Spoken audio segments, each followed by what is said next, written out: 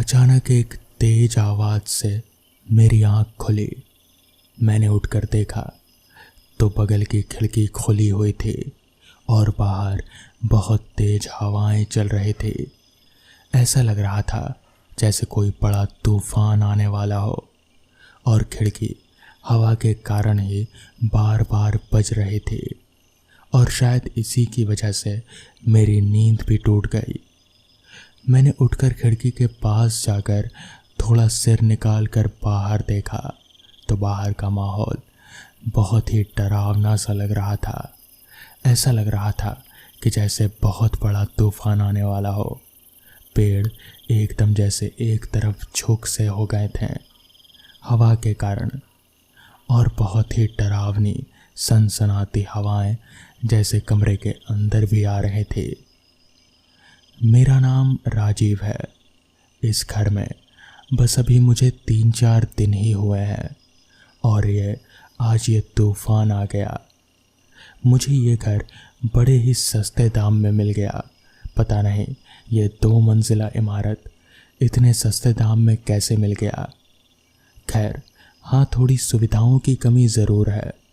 यहाँ से दुकान थोड़े दूरी पर है और हाईवे भी काफ़ी दूर है, मगर मेरे लिए ये थोड़ा अच्छा ही है। मेरा काम लेखक का है और लेखक को ऐसी जगहों पर शांति मिलती है और शांति में ही तो लेखक का सारा काम होता है। तो मुझे कोई परेशानी नहीं थी, इसलिए मैंने ये घर खरीद ही लिया। मेरे इस घर के आसपास और कोई घर नहीं था सिवाय पेड़ों के और झाड़ियों के। साथ ही में एक छोटा सा जंगल भी था।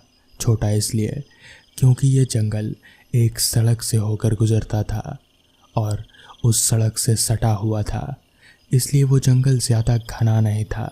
खैर मैं खिड़की से सिर निकाल कर अभी बाहर की हवाओं का मज़ा ले ही रहा था कि तभी मेरी नज़र वहीं पास ही में एक पेड़ के पास किसी चमकती सी चीज़ पर गई। मेरी नज़र उस चीज़ पर जैसे अटक सी गई।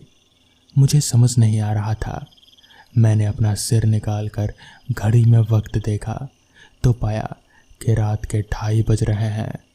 इतनी रात गए, भला उस पेड़ के पास ऐसी कौन सी चीज़ है जो इतनी चमक रही है, वो भी इस घनघोर अंधेरे में।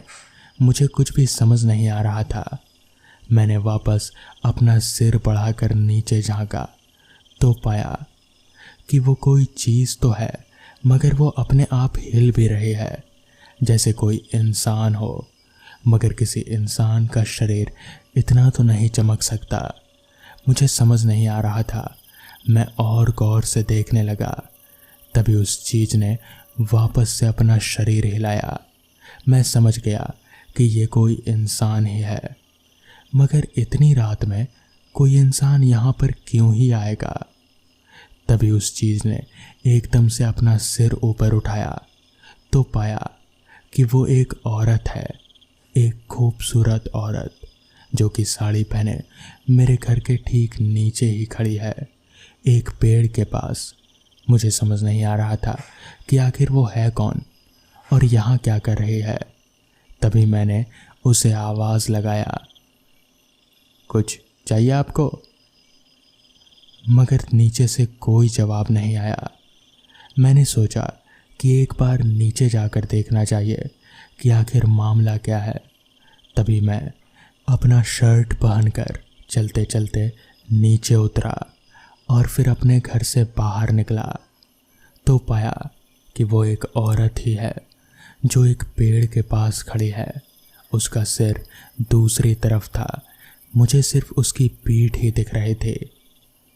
मैंने वापस से उसे आवाज़ लगाई, मगर उधर से कोई भी जवाब नहीं मिला।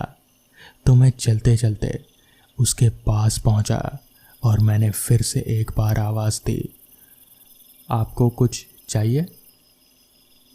तो वापस से भी कोई जवाब नहीं मिला। मुझे समझ नहीं आ रहा था कि कहीं ये कोई बहरी तो नहीं है, कोई आवाज़ क्यों नहीं दे रही।